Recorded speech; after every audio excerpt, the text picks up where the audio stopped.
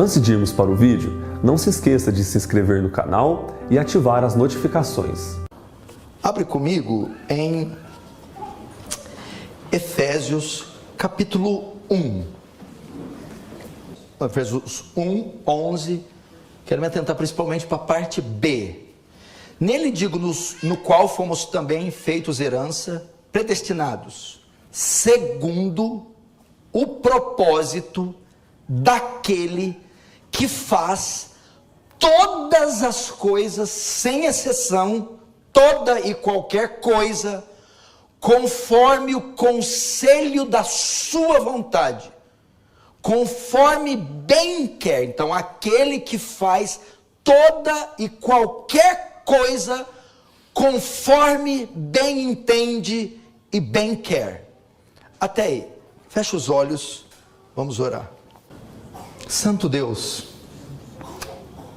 mais uma vez diante do Senhor nos colocamos, Senhor, diante da sua grandeza e da sua majestade, implorando o seu favor, implorando que abra um pouco dos teus palácios e nos deixe trafegar pelos corredores do seu saber.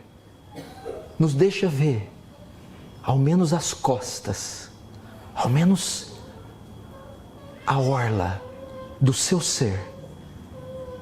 Por que pedimos isso? Porque queremos ser cristãos melhores, tributar a ti louvor, honra, glória melhores.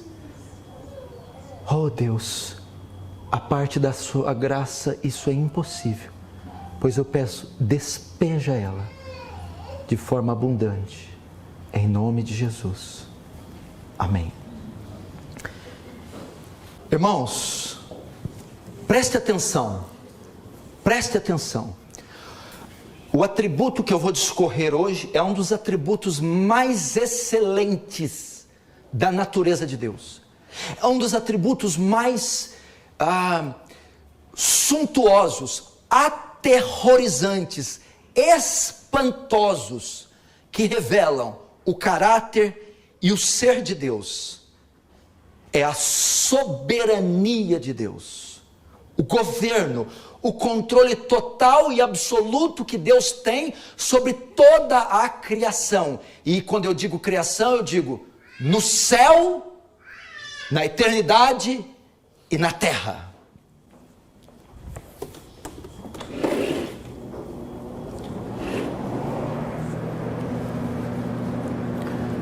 Controle total no céu, porque, caso você não se lembre, os céus, a eternidade, e onde está habitando os anjos, e a própria suposta morada de Deus, também foram criadas, são obras das suas mãos. Soberania compreende o controle total, nessa era e na vindoura, nessa terra e na terra angelical. Entretanto, o homem resolveu decretar guerra contra Deus. O homem resolveu e decidiu tirar Deus do seu trono, tirar Deus o poder que ele tem. O homem está decidido a empurrar Deus do seu trono e se sentar no lugar dele. Vivemos numa era, e essa desde séculos e milênios, que o homem faz de tudo para empurrar Deus do seu lugar, do seu governo. Eu quero fazer uma pergunta a você: quem está regendo os acontecimentos da terra nos dias de hoje? Quem está dominando, governando, quem rege todos os acontecimentos aqui na terra? Deus, o diabo ou os homens? Que Deus reina supremo nos céus é geralmente reconhecido. Não há dúvida para a maioria das pessoas que Deus reina soberanamente nos céus. Agora, que Ele reina soberanamente sobre o mundo é universalmente negado. Mais e mais, através de suas filosofias, os homens estão levando a pessoa de Deus a um plano secundário. Não somente negam que Deus seja a causa ou o criador de tudo, como também negam que Deus controla tudo. Pressupõe-se, meu irmão, que as coisas que ocorrem são ordenadas segundo as leis da natureza, abstratas e impessoais. Desta forma, o Criador é banido da sua própria criação. Causa e efeito não são convergidos, atribuídos a Deus, e sim aos homens, e sim às causas naturais e à própria natureza. Parece que Deus talvez tenha criado o mundo, agora governá-lo é impossível. Quem, entretanto, está dirigindo as coisas do mundo hoje? Quem você acha que rege, governa e controla todo o universo e a terra que a gente vive? Vamos olhar as condições do nosso mundo para darmos essa resposta. Primeiro, as tragédias naturais, o caos. Só no começo desse ano você já viu quantas tragédias naturais que foram notificadas, desde a quebra da barragem em Brumadinho. Foram incêndios, crimes, tempestades, furacões, desde o tsunami, do tsunami, você vê inúmeras tragédias naturais que botam esse mundo de pernas para o ar. Segundo, panorama desse mundo para saber quem o governa: a injustiça. Vivemos num mundo onde os poderosos burlam as leis, onde a injustiça caminha e corre solta pelas ruas. O inocente é tido como culpado e o culpado como inocente. Segundo, os governos. Os governos são corruptos e confusos, batem cabeça, assinam tratados de paz e fazem guerra no outro dia. Não têm domínio sobre as suas nações, fazendo com que países e nações inteiras se tornem um verdadeiro caos. O caso da Venezuela, o caso da Síria, o caso de tantas nações da África. Hoje em dia tudo parece desconjuntado, tronos rangem e cambaleiam, dinastias milenares são subvertidas, povos entram em revolta e a civilização se torna um fracasso. Os estadistas estão perplexos e abalados. Essa é a condição da nossa sociedade. Como Cristo disse, Lucas 21, 26, o coração dos homens desmaiarão de terror e pela expectativa das coisas que sobrevirão ao mundo. Isso está acontecendo. Esta é a realidade da nossa sociedade. Um mundo como esse dá a impressão que é Deus quem está no domínio. Um mundo perdido, um mundo afundado num caos moral, num caos social, num caos político, num caos religioso, pode ser governado por Deus? Se voltarmos a nossa atenção para o campo religioso, então, há 20 séculos de pregação do Evangelho, Cristo ainda é o mais desprezado e rejeitado pelos homens, conforme Isaías 53. 19, 20, 21 séculos de pregação do Evangelho, Cristo ainda é rejeitado. Na maioria dos púlpitos modernos, ele é desonrado e é renegado. No campo religioso, muitos estão andando no caminho largo, que leva à perdição. Quase não se vê vestígios da salvação. O cristianismo é, na verdade, em termos de número, um verdadeiro fracasso. Tragédias mundiais, o que dizer dela? Primeira e Segunda Guerra Mundial. Deus não pôde impedir a Segunda Guerra Mundial. a guerra que mais matou, 70 milhões de mortos na Segunda Guerra. E Deus, segundo estudiosos, dizem que não teve capacidade de pôr fim a ela. Afirmava-se na época abertamente que as condições da guerra estavam além do controle de Deus. Coisas como essa dão a impressão que é Deus quem governa o mundo. Quem está dirigindo as coisas atualmente? Quem está dirigindo a terra? Deus, o homem ou o diabo?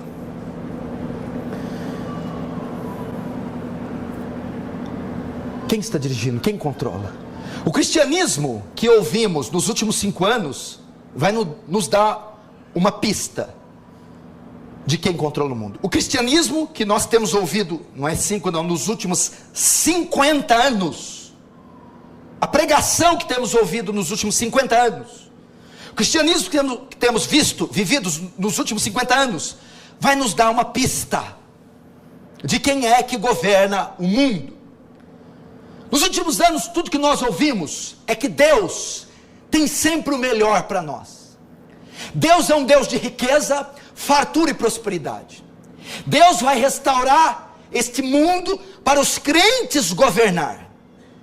A pregação dos últimos 50 anos diz que haverá paz, diz que haverá curas, diz que haverá conforto, diz que haverá riquezas. Promete-nos da terra, toma posse por herança todo lugar que pisar a planta dos pés. Logo, por causa dessa inserção, por causa dessa insinuação teológica, que tudo ia convergir para o melhor, somos forçados a inferir que é o diabo que assumiu o controle e não Deus. Pois as coisas não andaram como Deus queria. Por causa dessa teologia, que fez de Deus um fracassado, covarde, que fez de Deus um anão, que fez um capacho dos homens caprichosos, que na verdade são bodes, é o diabo que está controlando a terra. O Deus que essa teologia transmitiu para nós é mais digno da nossa compaixão do que da nossa adoração. Ele precisa ser ajudado. Ele é pobre, ele é fraco, ele não apita nada. Esse é o Deus propagado pelos grandes falsos profetas dos últimos 100 anos. É assim que eles pensam, que a cristandade pensa. Os próprios ímpios atribuem ao mal, às trevas, aos espíritos, aos demônios, o governo do mundo. Muitas igrejas dizem isso. Há quem diga que agosto é mês de diabo, há quem diga que ele trava uma batalha corpo a corpo e Deus por pouco ganha dele, mas muito pouco mesmo. Agora, eu pergunto novamente, quem está regendo as coisas na terra hoje em dia? Deus, o diabo ou os homens? O que dizem as escrituras? O que a Bíblia diz? Irmãos, entretanto, não é isso que afirma a palavra de Deus. A Bíblia, esse Deus que é pregado pela igreja contemporânea, não é o Deus das escrituras. O que a Bíblia afirma é que, segundo um comentário de A.W. Pink, eu estou baseando essa pregação no livro dele, Deus Soberano, compre, um dos melhores livros que eu li na minha vida.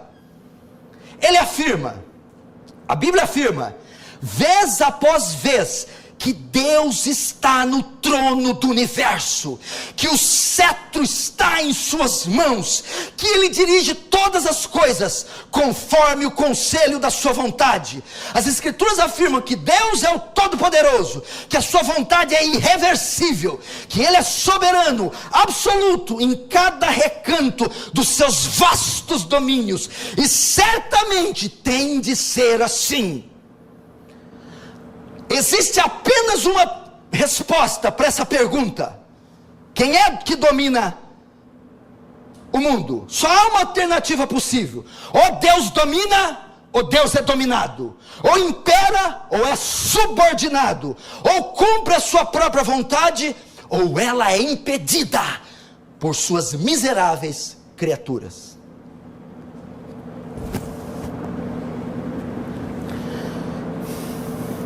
Irmãos, estamos sem dúvida no limiar de uma crise mundial. Sem dúvida.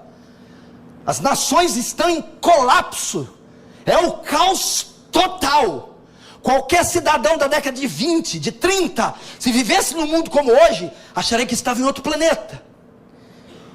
Em todos os lugares os homens estão alarmados, como Jesus diz, desmaiando de terror. Mas Deus não. Deus não está alarmado. Ele nunca se surpreende.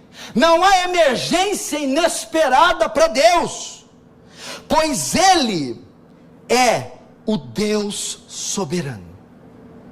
Deus não está assustado, Deus não está alarmado, as coisas não saíram do seu controle, porque Efésios 11 diz: Ele faz todas as coisas conforme o conselho da sua vontade, conforme bem lhe apraz, conforme Ele designa, conforme conforme a sua perspicácia. Portanto, escreve Pink, portanto, embora o mundo seja tomado pelo pânico, a palavra para o crente é: todas as coisas estão sujeitas ao controle imediato de Deus, e nada sai deste controle. Não há uma partícula de poeira viajando pelo universo que não esteja sob os olhos, governo e controle de Deus. Não existe. Todas as coisas que se movem-se segundo o seu eterno propósito. Então nós entendemos que todas as coisas que dizem a nosso respeito cooperam para o nosso bem, segundo o seu decreto, segundo o seu conselho, segundo a sua soberania. Você está assustado? Deus está no controle de tudo, absolutamente tudo. Sabe o que quer dizer Deus controlar tudo? O que é tudo? Nada está fora do tudo. Tudo é tudo. Meu irmão, quão pouco nós reconhecemos isso hoje em dia. Quão pouco os homens, as nações reconhecem o governo e a soberania de Deus. Até entre o povo de Deus isso é difícil de ser reconhecido. Entretanto, não precisamos temer. Deus é soberano, igreja. Por que não deve temer? Porque eu vou citar alguns atributos dentro da esfera da soberania, para mostrar para você que esse caos está na palma da mão de Deus, como um grão de areia. Não temas, porque Deus é justo, seus juízos caem sobre os que se rebelam contra Ele. Não temas, porque Deus é fiel e cumpre-se as suas promessas em nós. Não temas, porque Deus é onipotente e ninguém conseguirá resistir-lhe, muito menos ainda subverter-lhe o conselho. Não temas, porque Deus é onisciente, nenhum problema pode vencê-lo, nenhuma dificuldade pode furtar-lhe a sabedoria. Não temas, meu irmão. Pastor, mas e o caos? Exatamente porque Deus possui tal natureza. O que você vê hoje não é o descontrole. O que é? É o cumprimento dos juízos de Deus nessa terra. Ou seja, tudo que está aí, permitiu. É a sua vontade sendo cumprida em forma de juízo.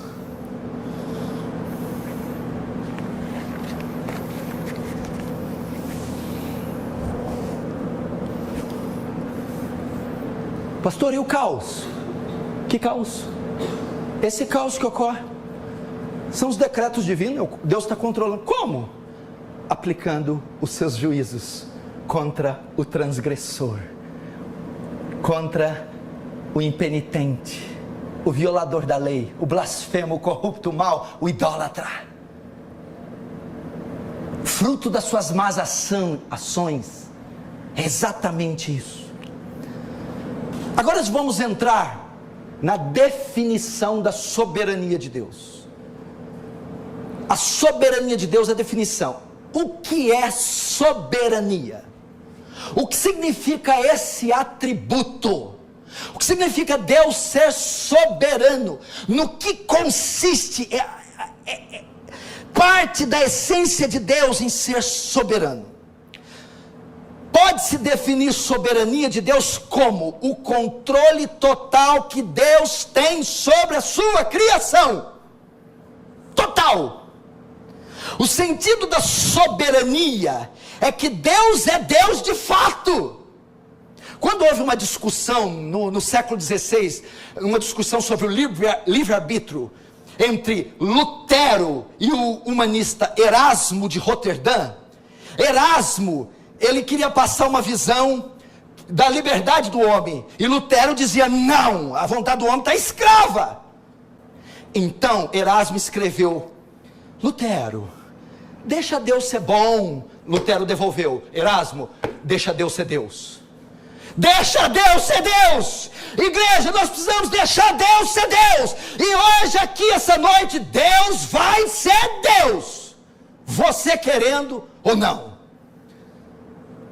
O sentido da soberania é que Deus é Deus de fato, e que Ele ocupa o trono do universo, dirigindo todas as coisas. Salmo 115:3 diz, mas o nosso Deus está nos céus, e faz tudo o que lhe apraz. Faz o que quer, como quer, sem pedir conta para ninguém. É absoluto, soberano, e tem o governo total. Em uma outra citação, ele diz, soberania de Deus significa, Ele não está sujeito a ninguém, não é influenciado por nada ou ninguém, Ele é absolutamente independente. Deus age como lhe apraz, somente como lhe apraz e sempre como lhe apraz. Ninguém consegue frustrá-lo nem impedi-lo. Assim sua palavra declara expressamente. Você entendeu como é o modus operandi de Deus? Irmãos, preste atenção.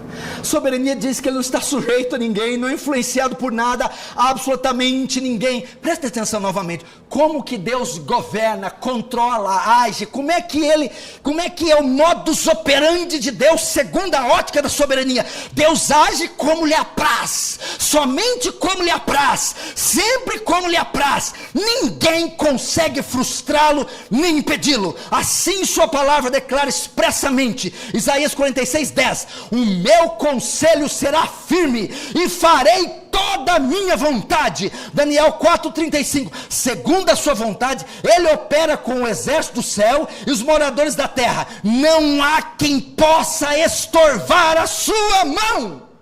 Não há ninguém. Meu irmão, vou te dizer que eu estava há anos procurando esse Deus para servir. É esse que eu quero dobrar os meus joelhos. É esse. E não é esse Deus da televisão. Não é esse Deus mole, frouxo. Aquele Deus que você faz refém do seu capricho. Refém, e faz joguinho, e biquinho, e coisinha. Você está pensando o quê?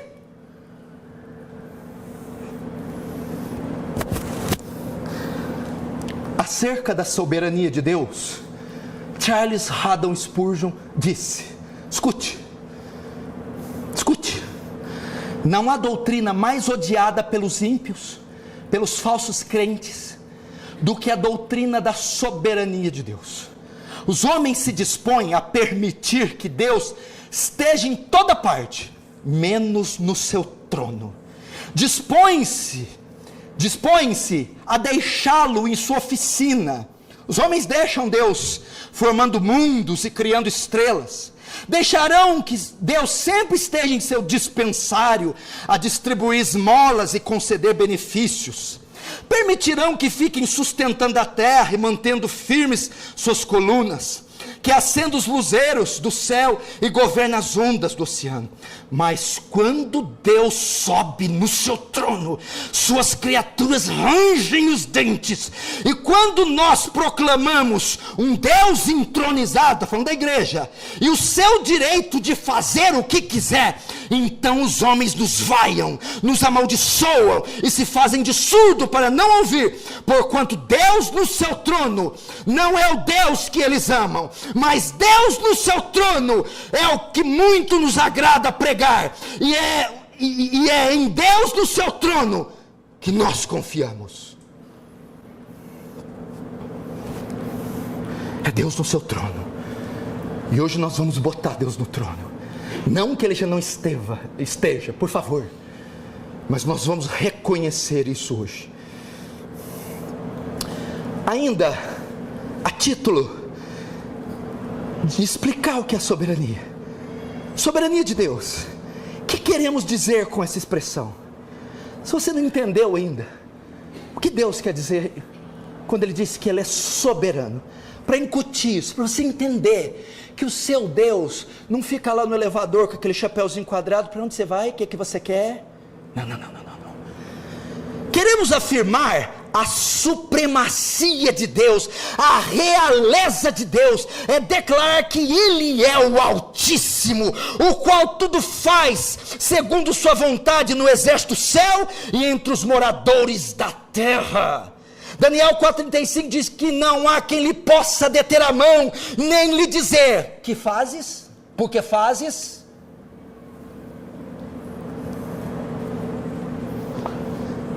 Mais uma vez Pink comenta: como o Deus da Bíblia é diferente do Deus da cristandade moderna. O conceito de divindade que predomina hoje em dia, mesmo entre os que professam crer na Escritura, é uma deplorável caricatura, uma burlesca imitação da verdade. O Deus do século XX é um ser enfraquecido, pálido, incapaz, que não infunde respeito a qualquer pessoa que realmente pensa. O Deus que as pessoas concebem em suas mentes é uma invenção.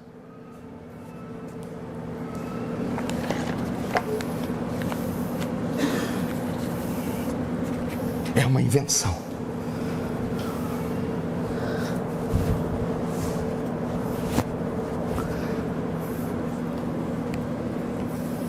É uma invenção. O que mais significa ser soberano? A soberania de Deus. A soberania significa que Deus nunca foi pego de surpresa. Não. Lembra dos anjos que pecaram? Segundo Pedro, Judas fala dos anjos que não guardaram o seu domicílio. Lá no céu houve uma rebelião, uma revolta. Deus sabia, Deus previu que eles cairiam. No entanto, colocou no estado condicional próprio de criaturas mutáveis e permitiu que caíssem, embora não sendo o autor do pecado deles. Deus não é pego de surpresa. Deus sabia que havia uma rebelião e Deus, nos seus decretos, na sua soberania, permitiu que eles usassem o seu poder de escolha para pecar e cair. E porque Deus permitiu? Para cumprir os seus desígnios que ultrapassam até o pensamento dos anjos. Adão, não. Você acha que Deus não sabia que Adão ia cair? Você acha mesmo? Você tem ideia? Veja só, assim também Deus colocou soberanamente Adão no jardim do Éden, no estado condicional. Se lhe aprovesse, tê-lo ia colocado no estado incondicional. Poderia tê-lo colocado numa outra posição. Em vez disso, preferiu, pelo seu conselho, pela sua vontade, colocá-lo no Éden, sobre a base da responsabilidade como criatura, de modo que permanecesse ou caísse, conforme correspondesse ou não, a sua responsabilidade. Deus quis. Se eu quisesse, eu não tinha dado arbítrio para Adão, mas eu dei. Se eu quisesse, eu não tinha botado uma árvore, mas eu botei. Se eu quisesse, eu não tinha dado uma lei, mas eu dei. Ou seja, a queda de Adão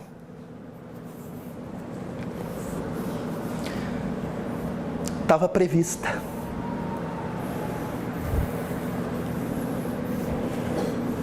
Foi Deus que causou a queda? Não. Mas se Deus sabia, por que não impediu? Por que não impediu? Porque quis. Quis, só isso. Quis.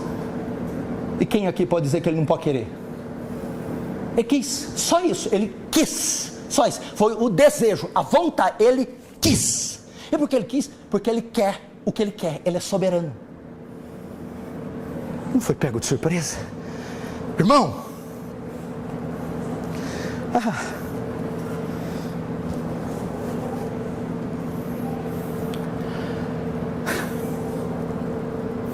sua vontade é suprema. Longe de Deus estar sujeito a qualquer lei sob direito. Deus é lei para si próprio, de modo que tudo quanto ele faz é justo. Esse versículo está colocado, que eu vou ler agora, por causa da soberania, porque tem alguém pensando algo, e o texto vai refutar. Isaías 45:9. Ai daqueles que contendem com seu Criador, o caco entre outros cacos de barro. Porventura dirá o barro ao que formou: que fazes? Cacos. Quem somos nós? Cacos de barro. Não é assim que tem que fazer. É barro, é caco, é pedaço de terra com água seca. Não, ninguém pode dizer o que ele deve fazer. Nós estamos trazendo o significado que é soberania. Quando dizemos que Deus é soberano, temos que aprender 3 coisas. Eu quero incutir esse atributo, que ele foi enterrado, esquecido, guardado as 7 chaves pelo diabo e os seus filhos, para nós ficarmos aí ovacionando esse Papai Noel gordo, aposentado da Previdência. Esse Deus inútil, esse Deus horroroso, meu. Mas nós vamos abrir as Escrituras e fazer ressurgir o Deus bíblico, o Deus verdadeiro, digno de honra, glória e louvor. E não vai haver dificuldade nenhuma aqui para que ele seja louvado.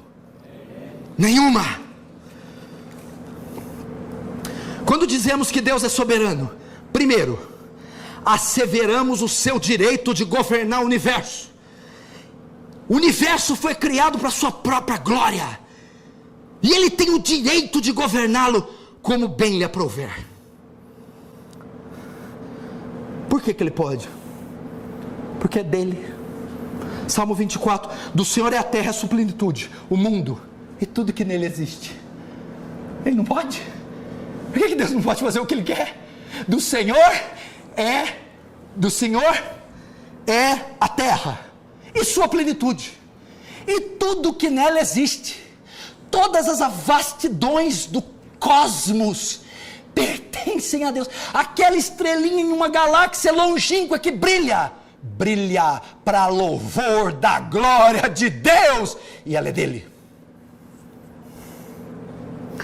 Segundo, quando dizemos que Deus é soberano, primeiro, asseveramos o direito de governar o universo. Segundo, que Deus não está sujeito a nenhuma regra ou lei fora da sua própria vontade, que Ele é a sua própria lei, não tendo qualquer obrigação de prestar contas dos seus atos a quem quer que seja.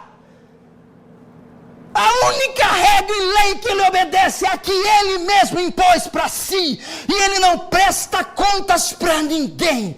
Ele é soberano. Terceiro, quando dizemos que Deus é soberano, dizemos que o seu poder é exercido conforme Ele quer, quando Ele quer e onde Ele quer. O seu poder, a capacidade de execução, de ordenar. Soberania significa que Ele executa, exercita conforme Ele quer, quando Ele quer e onde Ele quer. Agora, Quando olhamos a história, muitas perguntas nos vêm à cabeça. Não vem? Você lembra de alguma coisa da história? Qualquer história secular, religiosa, militar, republicana, monárquica. Vem perguntas e eu farei elas no seu lugar, porque elas são suas, elas são minhas, elas são de todos os homens. A pergunta é por quê? Por quê? Why?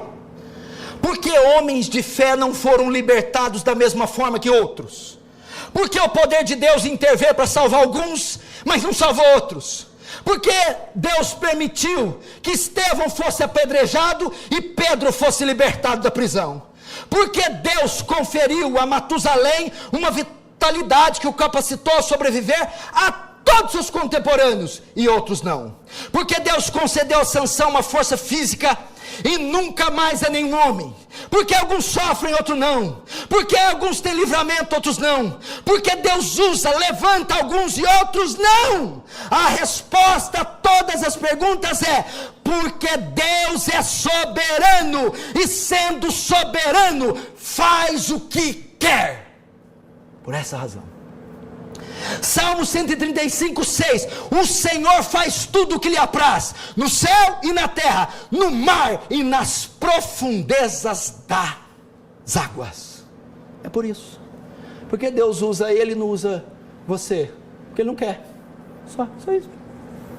Por que eu sofro e outro não? Porque ele quer. É só isso. Ele decretou. Ele governa. Assim ele quer. Essa é a resposta. Por que na época, por que Elias fez um monte de milagre e João Batista não? Porque ele quis. Ele quis. Por que homens mais santos morrem, passam dificuldade financeira, doença, e homens mais imorais prosperam, são mais felizes? Porque ele quer. Porque ele quer. É só isso. Ele não quis dar poder para prodígio para Davi. Ele não quis. Deu para Eliseu.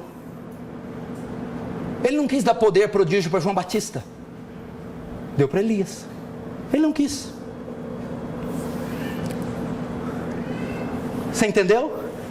Eu vou concluir a primeira parte.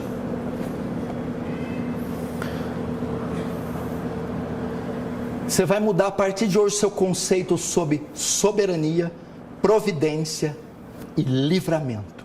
Todo mundo, quando tem um livramento, um livramento de um acidente de carro, diz: foi a providência divina. Deus entrou com a providência. Foi a soberania de Deus que impediu aquele carro de bater. Quando você está sentindo uma dor e todo mundo fala: isso aí é um tumor maligno, câncer, você vai lá, dá benigno. Olha a providência. Foi Deus que não deixou ser tumor maligno. Providência, soberania, foi de Deus. Quando passa lá o seu filho, o carro quase atropela, foi a mão de Deus. Sim, decreto de Deus, providência de Deus. Mas espera lá, quando você sofre o acidente, também foi providência de Deus. Quando o resultado da tumor maligno é providência de Deus. Quando assaltam sua casa e levam tudo, providência de Deus. Quando rejeitam, negam, ofendem você, hostilizam, providência de Deus, é decreto de Deus. Deus permitiu, Deus quis. Por quê? Porque Ele livra você, Ele cumpre os seus decretos, sua vontade. Quando Ele capota você num carro, Ele também cumpre os seus decretos e a sua vontade, a sua vida. Então, na vida do crente, tribulação, acidente, enfermidade, hostilidade, perseguição, é a mão de Deus, é a providência de Deus cooperando para o seu bem. Quando você fala assim: por que Deus permitiu isso? Você já falou isso quando Ele livrou você? Quando pagaram suas contas? Você já falou? Por que Deus permitiu me livrar? Por que Deus permitiu me pagar as contas? Você tinha que perguntar. Agora, quando capota o carro, por que Deus permitiu? Eu vou te responder. Porque Ele quis. Porque é a providência dele. Assim como vem, meu irmão, o sustento financeiro doado por alguém, também vem a fome. A fome é providência. Não foi ele que mandou seca nos 3 anos e meio, quando Elias estava exercendo seu ofício. Teve fome, miséria em Israel. Quem é que lançou a miséria? Deus, na sua providência, decretou, ordenou: não vai ter chuva nem comida. Lembra quem entendia bem isso? Jó. Perdeu tudo, e Deus. Aí a mulher dele, quem é a mulher de Jó? Levanta a mão e amém? Ainda mantém a integridade, amaldiçoa seu Deus e morre. Mulher, não recebemos dele o bem, providência. Não receberíamos também o mal, providência. Quem é que causou tudo aquelas coisas em Jó? Satanás, pastor. Foi Deus. Porque Deus estava com o controle do diabo aqui. E quando Deus disse: vai, mas não tire ali a vida. Deus dando ordem para o diabo. Sabe o que Deus falou? Vai e detona ele, só não mata. Foi Deus que falou. Foi Deus. Vai. Deus que abriu a jaula. Vai, leão. Vai. Você pode unhá-lo, pode sacudi-lo como um boneco de pelúcia, só não tire a vida. Sabe o que é isso? Como é que é o nome disso? Decreto, ordem, soberania. Eu sempre fui uma pessoa de uma família muito pobre. Perdi meu pai com 5 anos de idade, um motorista. E a minha mãe aposentada que não sabia, só sabia escrever o próprio nome, criando nós com muita dificuldade, muita pobreza, muita dificuldade. Um dia saiu uma ação na justiça, uma indenização que a morte do meu pai trazia, que nós tínhamos direito, depois de anos. Aí nós fomos entrar no juízo para receber ela. Nessa época eu me converti e comecei a orar: Deus, nós estamos precisando desse dinheiro. No primeiro ano eu orei. Passou 1, 2, 3, 5. Senhor, o Senhor não está vendo isso aqui? Senhor, dá livramento. Sabe quanto que veio o dinheiro? 8 anos depois. E sabe por que o dinheiro só veio 8 anos depois? Porque foi providência. Deus que Deus, eu não libero, eu não solto, eu não dou. E eu não entendia. Quando chegou no 8º ano e deu, eu falei: agora eu sei por que Deus não deu. Eu não estava preparado. Poderia ter me desviado. Meus irmãos não estavam preparados. Poderiam ter se perdido. O dinheiro veio na hora exata. Então foi providência deixar nós 8 anos sendo humilhados. 8 anos sendo provados e testados no limite. E hoje eu entendo. A providência seria se ele tivesse dado no primeiro ano. Seria. Mas também foi ter dado no 8º. Agora você está entendendo o que é que acontece na sua vida? É tudo providência, tudo soberania.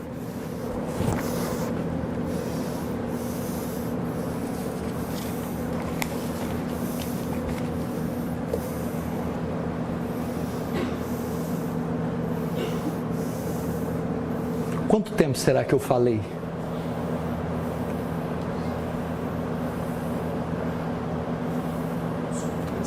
45 minutos eu já falei.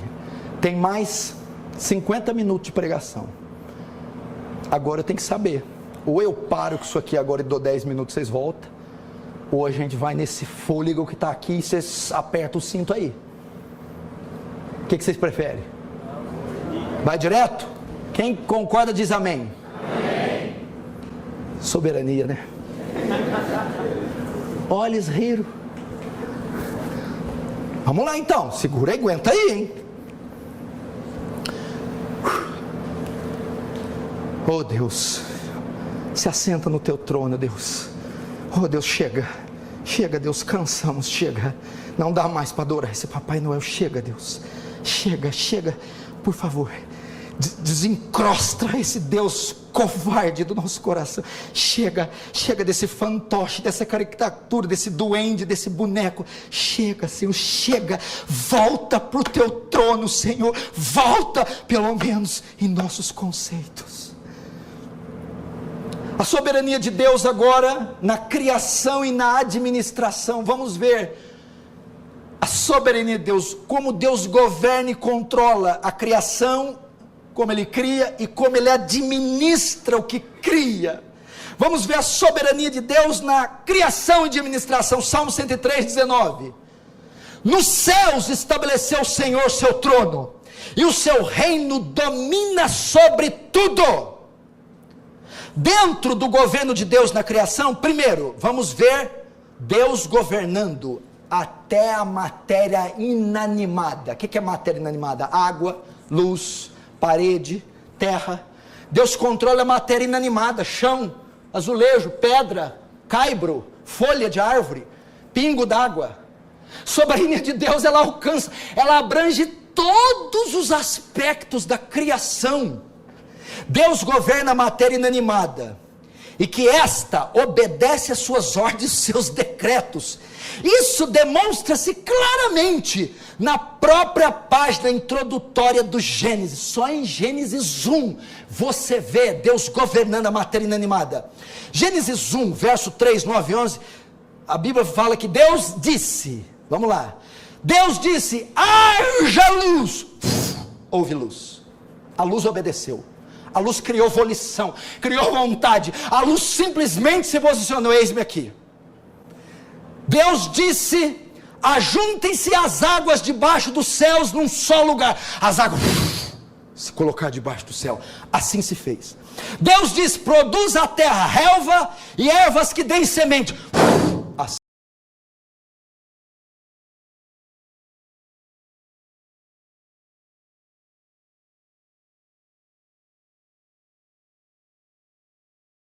O salmista declara, Salmo 33, 9, pois ele falou e tu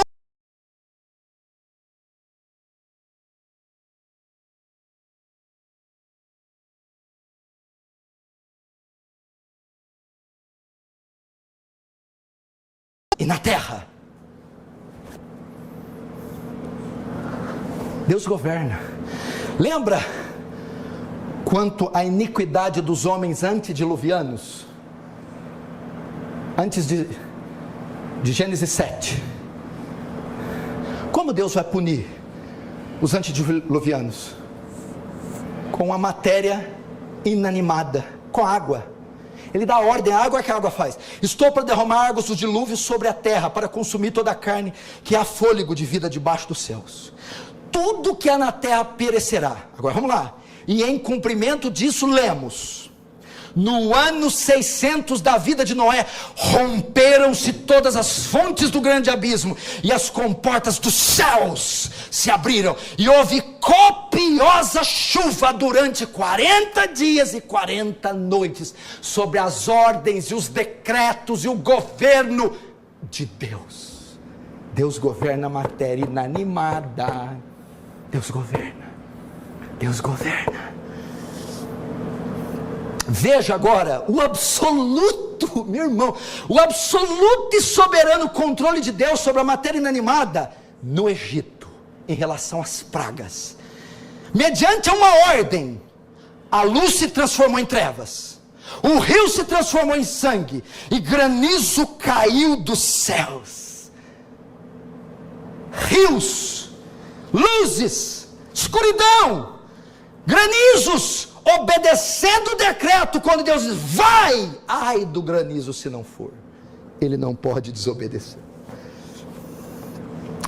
Este salmo é tão lindo, preste atenção que ele fecha esse tópico aqui como ninguém. Salmo 147, 15, 18. Ele envia suas ordens à terra, e a sua palavra corre velozmente. Dá neve como lã, e espalha a geada como cinza. Ele arroja o seu gelo em migalhas. Quem resiste ao seu frio? Manda a sua palavra e o derrete, e faz soprar o vento, e as águas correm. Deus controla tudo, meu irmão, tudo está no poder, sobre o cetro dele, tudo existe. As mudanças dos elementos na natureza estão sujeitas ao controle de Deus. Amós 4:7-10. Também fui eu, olha Deus, eu é quem retive a chuva, quando ainda faltavam 3 meses para a colheita. Eu é que mandei a chuva a uma cidade, mas não a outra. Uma plantação teve chuva e outra secou.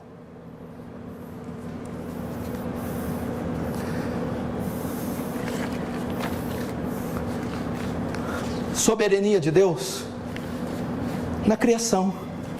Primeiro, sobre as criaturas, matéria inanimada.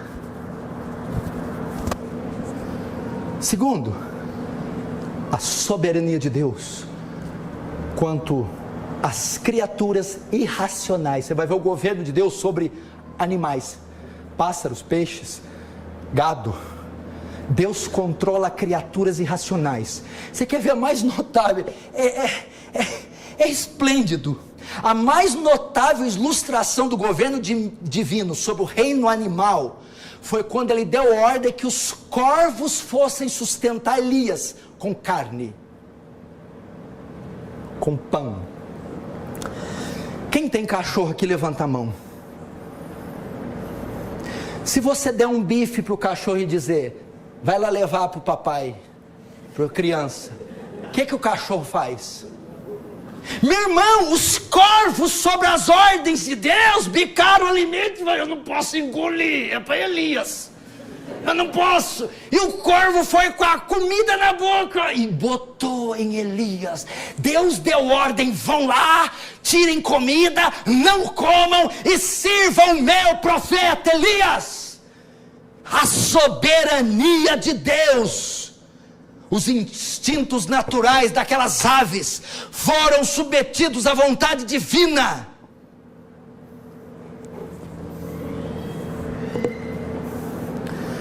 Haveria necessidade de mais provas? Eu acho que há, né? Somos um pouco incrédulos. Daniel foi lançado na cova de leão. Leão faminta dias. Leão não comeu. Por quê?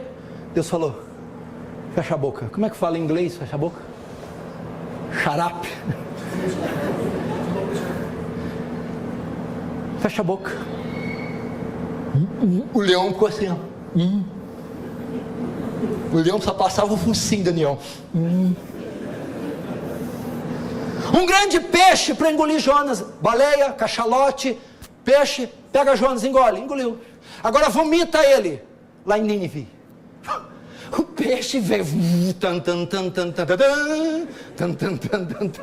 tubarão. Pegou Jonas. Você vai fazer uma viagem agora, Jonas, na minha barriga. De conformidade com a norma divina, Jesus falou para Pedro, tá vendo ali o rio? Pesca um peixe e pega da boca dele um starter. O peixe veio e deu moeda para Pedro. Porque Deus ordenou. Isaías 4:27, porque o Senhor dos Exércitos determinou, quem pois o invalidará? A sua mão está estendida, quem a fará voltar atrás? Ninguém. Ele governa matéria inanimada e governa seres irracionais. A esse respeito escreveu Pink, seu governo é exercido sobre a matéria inanimada, sobre as feras do campo, sobre os filhos dos homens, sobre os anjos bons, os maus e sobre o próprio Satanás. Nenhum movimento de qualquer astro, nenhum piscar de qualquer estrela, nenhuma tempestade, nenhum ato de qualquer criatura, nenhum ato de qualquer criatura, nenhuma ação humana ou missão de anjos, nenhum dos atos de Satanás, nada em todo o vasto universo pode acontecer sem que faça parte do eterno propósito divino. Uau! Uau!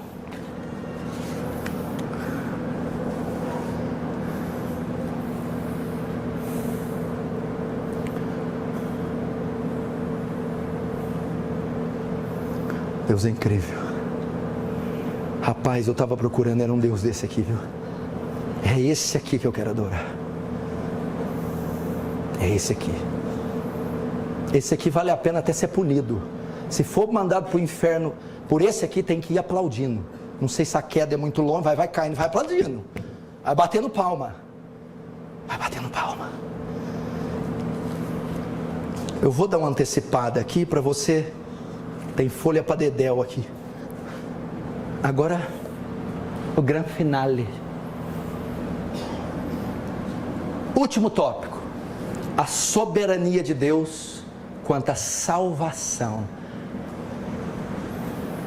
A soberania de Deus, o governo.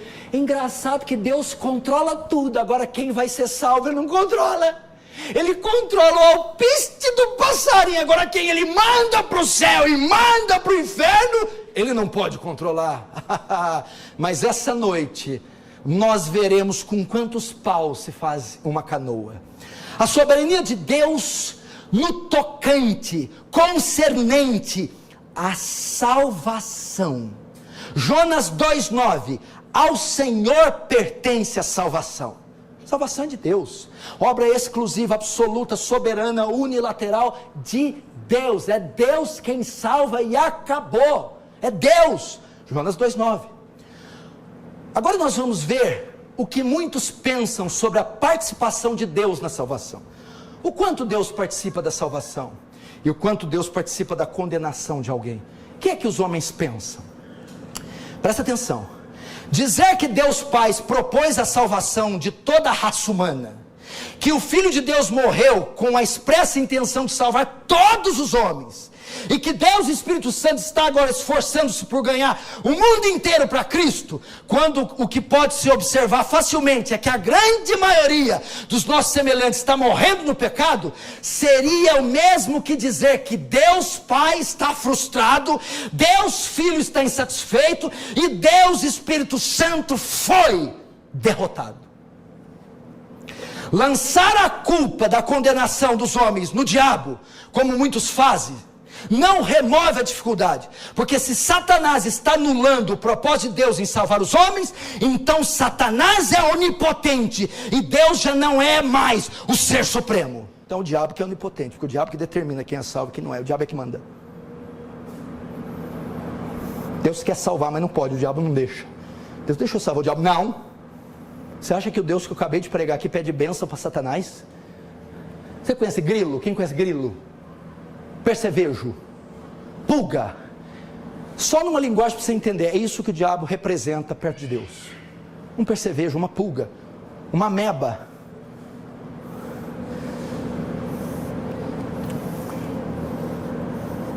Sustentar que o plano original do Criador tem sido anulado pelo pecado é destronar a Deus. Sugerir que Deus foi tomado de surpresa no Éden e que agora ele procura solucionar uma calamidade imprevista é degradar o caráter do Altíssimo ao nível de um mortal finito e falível. Argumentar que o homem é quem determina o seu próprio destino e portanto tem o poder de paralisar o seu Criador é despojar Deus dos seus atributos de onipotência, é chutar Deus do trono e dizer: é eu que mando.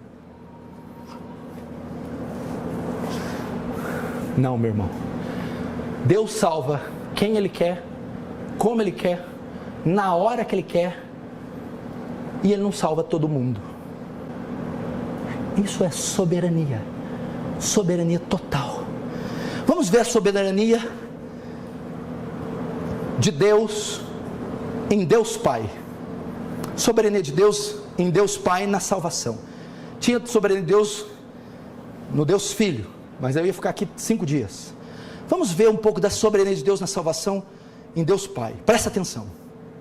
Antes da fundação do mundo, Deus fez uma escolha, uma seleção. Antes de criar o universo, Ele estava lá em perfeita harmonia com a Trindade, lá na eternidade, onde não existia nada, só existia Pai, Filho e Espírito, e os três em conselho, ali, escolhem, antes que o universo fosse criado, quem Ele iria salvar.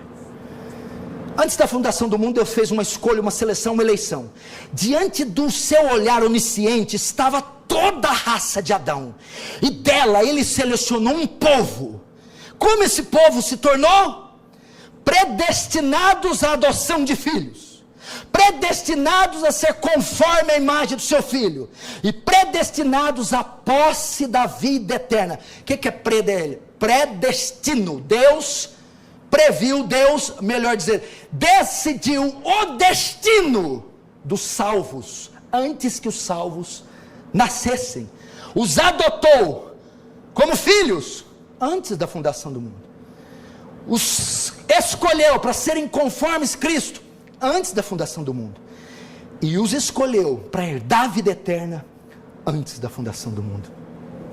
Vamos ver isso claramente, limpamente, cristalinamente, limpidamente, em Atos 13:48. Escute, não abra, só anote. Atos 13:48. E creram, depois do sermão que foi pregado, e creram todos os que haviam sido predestinados para a vida eterna. O apóstolo Paulo está pregando aqui. Quando ele termina de pregar o sermão, por divina inspiração, Lucas escreve, depois do sermão de Paulo: e creram todo mundo que creu? Não, tinha 100, situação hipotética, creu 50, essa é a ideia. Então o que Paulo falou? Depois do sermão, e creram um tanto. Quem que creu? Todos que haviam sido destinados, predestinados para a vida eterna. Então quem creu, quem atendeu o sermão de Paulo, foi quem Deus escolheu antes da fundação, e naquele dia atendeu o chamado, a pregação de Paulo. Aqui nós aprendemos 3 coisas nesse texto. Primeiro, que o ato de crer é a consequência e não a causa do decreto divino, da escolha divina, da soberania. Não está dizendo aqui que foi predestinado todos que creram. Não. Está dizendo que creram os que foram predestinados. Então, o ato de crer é a consequência da eleição e não a causa da eleição.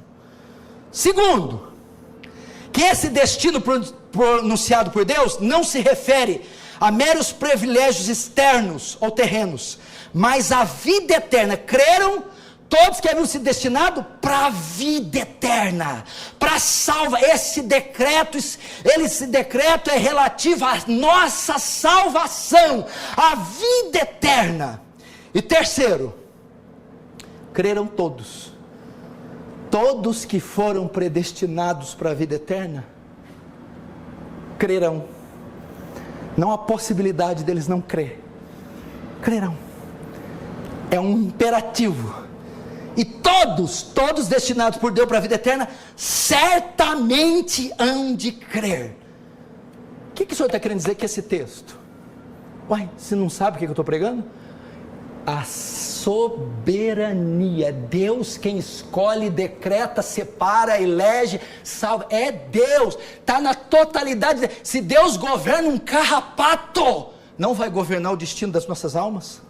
Romanos 11, 5, 6 diz outra coisa semelhante: reservei para mim 7.000 homens que não dobraram os joelhos diante de Baal. Notem, especialmente na palavra reservei.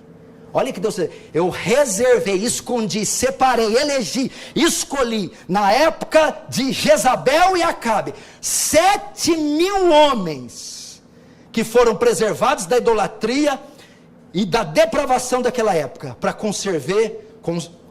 ser conservado para o verdadeiro Deus. Essa preservação dos 7.000, não resultou de alguma obra, não resultou de alguma iluminação que eles tenham tido, não resultou de um atributo deles, mas única e exclusivamente na intervenção divina, na escolha. Deus escolheu os 7.000 porque quis escolher, e não tinha absolutamente nada nos 7.000 diferentes de todo o restante. Deus simplesmente quis, sem obra nenhuma. Deste modo, presta atenção, A ideia de qualquer bondade inerente prevista nos eleitos, Deus viu bondade, viu justiça, viu fé. Não. Deste modo, qualquer bondade inerente prevista nos eleitos, ou qualquer coisa meritória feita por eles, fica rigorosamente excluída, porque Deus escolhe um remanescente segundo a eleição da graça. É uma eleição que baseia no favor, na graça, é meritória. Significa uma escolha incondicional, resultado da graça soberana. Veja outro texto que mostra isso claramente, 1 Coríntios 1, 26 e 29. Irmãos, pensem no que vocês eram quando foram chamados. Pouco eram sábios segundo os padrões do mundo. Mas Deus, primeiro, escolheu as coisas loucas do mundo para envergonhar sábio. Segundo, e Deus escolheu as coisas fracas do mundo para envergonhar as fortes. Terceiro, e Ele escolheu as coisas significantes do mundo para desprezar as que nada são, para reduzir a nada as que são, para que ninguém se glorie. No mesmo texto, ele cita 3 vezes, Deus escolheu, elegeu, separou. Por que Ele fez isso? Soberano, quis fazer. Por 3 vezes o texto se refere à escolha feita por Deus. E essa escolha pressupõe necessariamente uma seleção. E quem escolhe é o próprio Deus. Soberanamente. Sem mérito algum. Vamos ler mais um texto que é o texto áureo, Efésios 1, 3, 5. Olha só. Presta atenção. Bendito seja o Deus e Pai do nosso Senhor Jesus Cristo, o qual nos abençoou com todas as bênçãos espirituais nos lugares celestiais em Cristo, como também nos elegeu antes da fundação do mundo, para que fôssemos santos e irrepreensíveis diante dele em amor, e nos predestinou para filhos de adoção por Jesus Cristo, para si mesmo, segundo o beneplácito de sua vontade. 3 lições tem esse texto, simples e simples, sobre a soberania de Deus na salvação e sobre a escolha que Ele faz. 3. Primeiro, Deus escolheu aqueles que deviam ser salvos como seus filhos por intermédio de Jesus. Bendito seja o Deus e Pai de Jesus Cristo, o qual nos abençoou com toda sorte, com bênçãos espirituais nos lugares celestiais em Cristo. A escolha que Deus fez foi baseada em Cristo, por causa de Cristo, pelo sacrifício de Cristo, a mediação de Cristo, o pagamento de Cristo. Segundo, que essa escolha não foi feita depois da queda de Adão, mas foi antes de Adão ser criado, foi antes da própria fundação do mundo que Deus nos escolheu em Cristo. Se não, vejam como também nos elegeu antes da fundação, não havia obra, pecado original, não havia nada, não havia nem cosmos, Deus escolheu antes.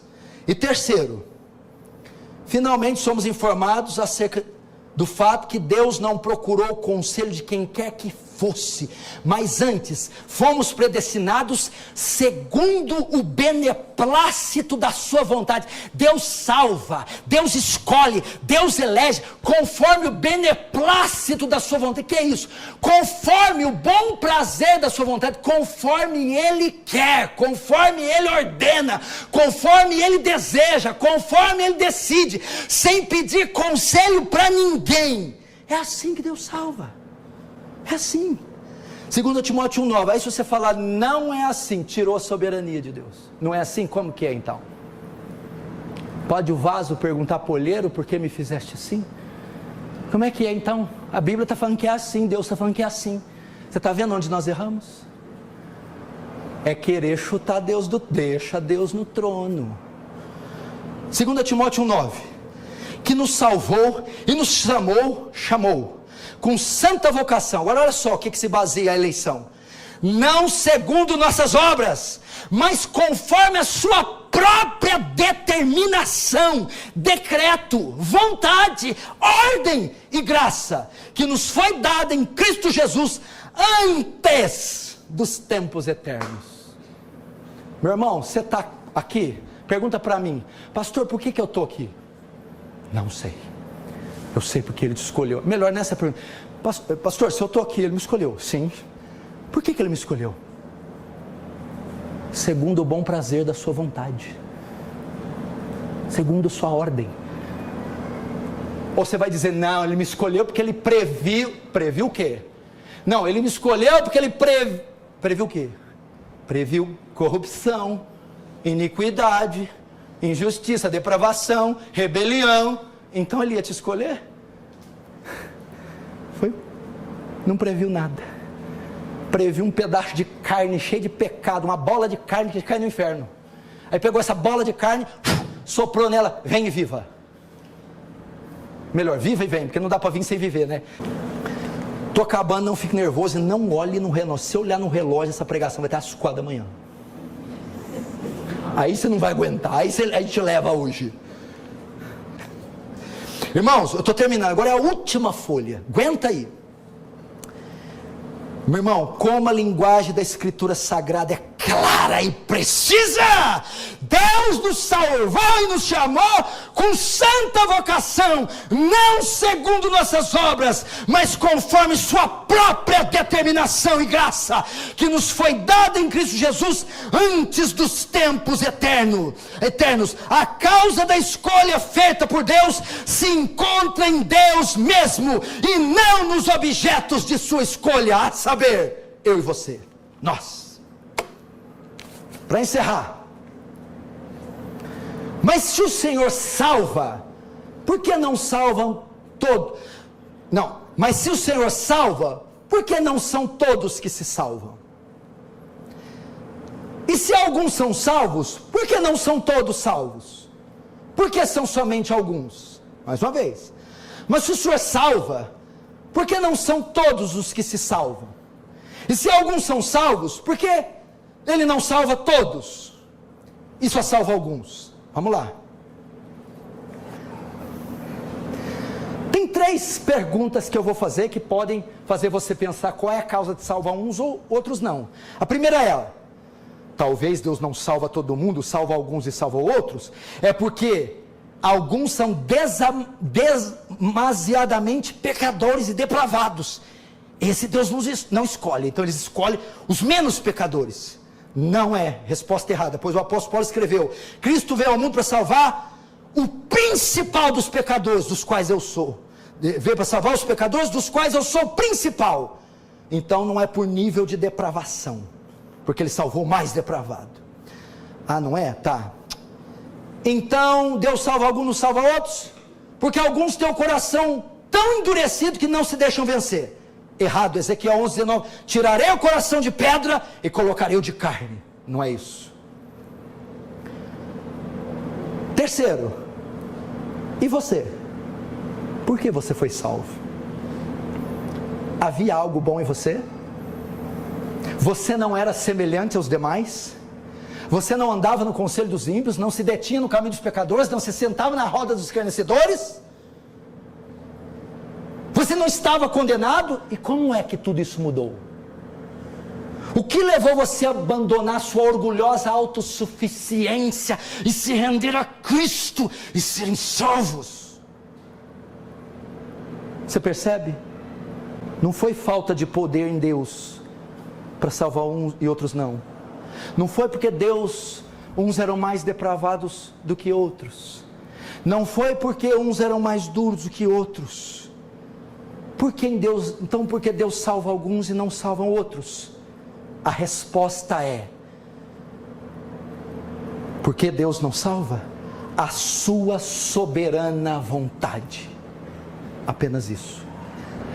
Por causa da sua soberana vontade. Não há explicação bíblica neste contexto existencial que possa dizer que não seja isso. A única coisa, o único artifício que faz Deus salvar ou não é Ele mesmo e mais nada.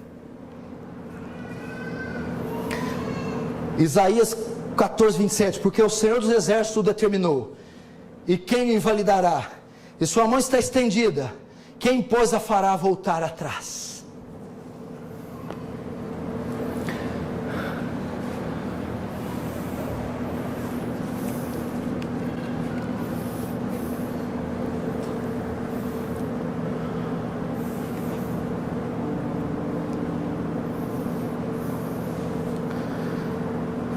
Você percebe?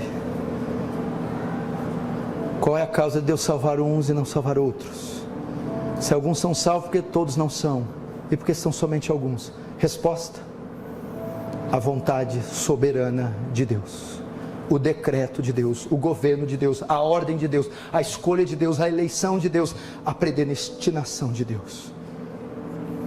Você tem coragem de falar que não é assim? Você tem coragem de falar que Deus frustrou? Que o homem manda mais que Deus? Irmão, isso é bobagem. Esse é o Deus comprado na 25 de março. Esse é o Deus na pracinha do Itaú. Esse é o Deus no pedestal que tem que queimar incenso e acender vela. Esse é o Deus João Bobo, aquele boneco inflável que ia areia embaixo. Esse aqui não. Esse aqui não. Deus é soberano. A salvação se baseia na sua escolha absoluta, soberana, definitiva, decretiva. É isso. Termino com esse versículo, Isaías 46, 9 e 10. Lembrai-vos das coisas passadas da antiguidade. Escute o versículo. A gente fala um monte assim de versículos e você não capta, mas eles têm tanta força que faz vibrar a nossa espinha dorsal. Veja só: lembrai-vos das coisas passadas da antiguidade, que eu sou Deus e não há outro. Eu sou Deus e não há outro semelhante a mim, que desde o princípio anuncio o que há de acontecer, e desde a antiguidade as coisas que ainda não sucederam, e que digo: o meu conselho permanecerá de pé, e eu farei toda a minha vontade. Eu termino dizendo: Deus é soberano em tudo. Em tudo.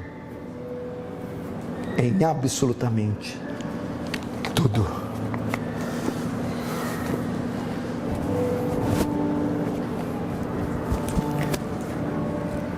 Você tem coragem de falar: ai, eu não queria que Deus fosse assim.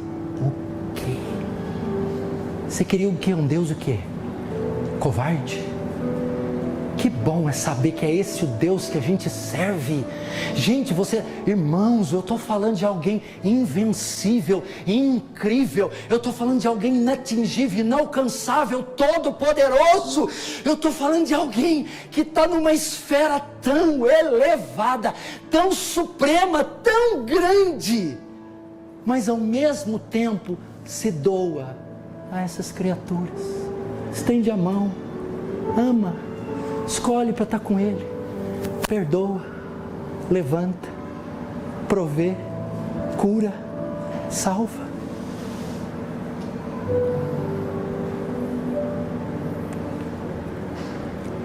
Como é diferente orar para um Deus assim, ler a Bíblia pensando em Deus assim, levantar as mãos para um Deus assim.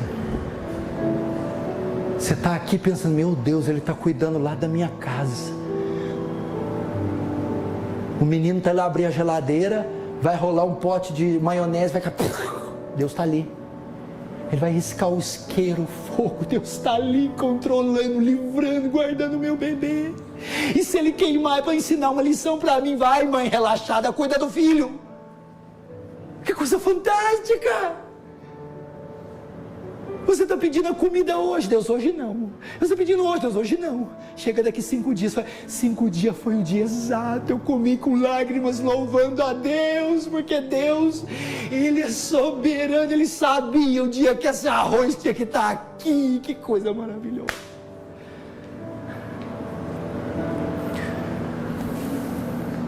E a salvação? Essa eu quero te pegar.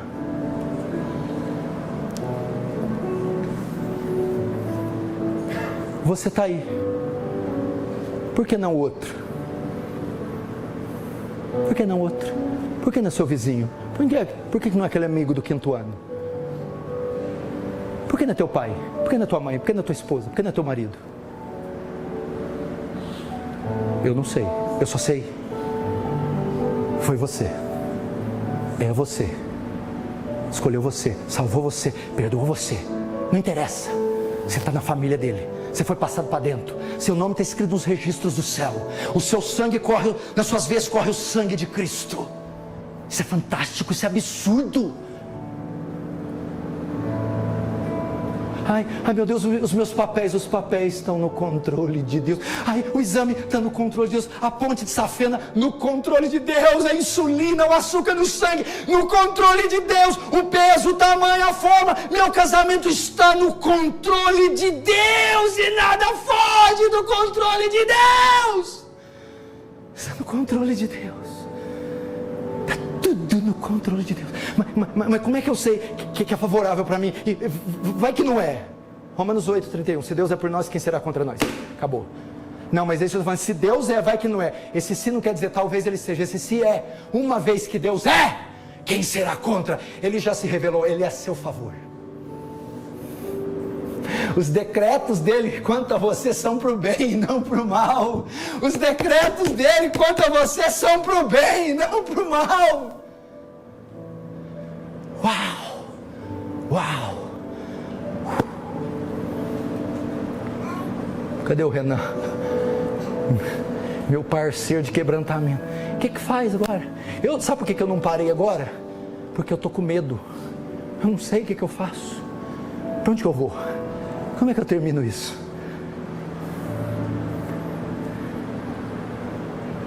Gente, eu vou falar mais uma vez para vocês.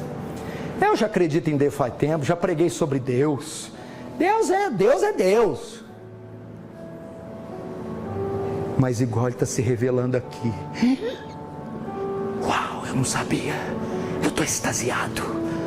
Ele é muito maior do que eu pensava. Ele é muito mais grande. Ele é muito mais poderoso. Ele é demais, Ele é demais. A minha mentezinha, oquinha, não pode conter. Esse coraçãozinho não aguenta. Ele vai parar.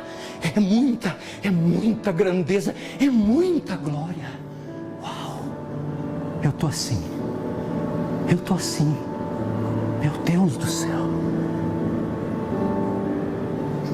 Vamos curvar nossa cabeça, vamos orar. Se sentir de ajoelhar, ajoelha. Gostou do vídeo?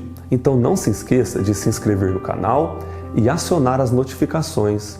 Estamos pedindo isso por conta das novas normas do YouTube. Para isso é necessário seguir 3 passos: se inscrever no canal, ativar as notificações clicando no sininho ao lado do botão inscreva-se e curtir o nosso vídeo.